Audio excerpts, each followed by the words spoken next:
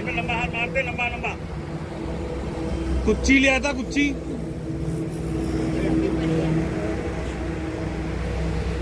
50 साल से है, लेकिन बीजेपी की सत्ता ये फायदा उठा रहे हैं।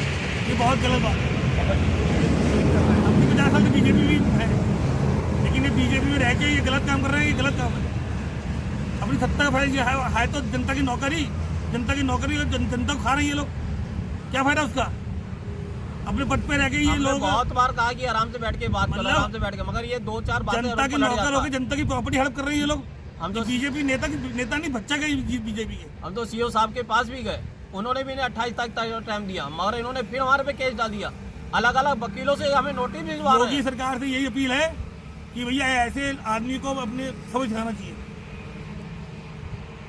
जो अपनी सत्ता का फायदा उठाते हैं। मैं संजीव होगा शिरडी राइस मिल का पार्टनर हूँ। मैंने अपनी राइस मिल जिला अध्यक्ष गुरबाग सिंह को बेची थी 5 करोड़ रुपए में। उन्होंने 3 महीने का प्रॉमिस करके और मिल का 1 साल का एग्रीमेंट करा लिया। 1 साल का एग्रीमेंट निकलने के बावजूद भी इन्होंने रजिस्ट्री नहीं कराई। कह रहे मेरे पास पैसे नहीं है, पहले रजिस्ट्री कर दो, मेरे से चेक ले लो, उसके बाद मेरी पेमेंट ले लेना। हमने मना कर दिया। उसके बाद इन्होंने 6 करोड़ में मेरी सौदा करी, उसका भी मैंने 3 महीने का टाइम दिया, तब भी इन्होंने रजिस्ट्री नहीं कराई। और आज मेरे पापा यहाँ पे अपना सामान निकालने आए, इनके नौकर ने बगैर देख के और ताला अंदर से लगा दिया और ताला नहीं खोला गया। मेरी वाइफ है, किडनी पेशेंट है, मेरे पापा भी दिक्कत में है, मेरी माताजी भी दिक्कत में है। अगर इन्हें आज के बाद भी कोई दिक्कत होती है, उसके जिम्मेदार गुरबाग सिंह होंगे, भजन सिंह होंगे और दलजीत कौर होंगी। मैंने बहुत हाथ पैर जोड़े, सीओ साहब क्या, डीएम साहब क्या, योगी पोर्टल पे भी डाला, मगर मेरी कोई भी सुनवाई नहीं हुई।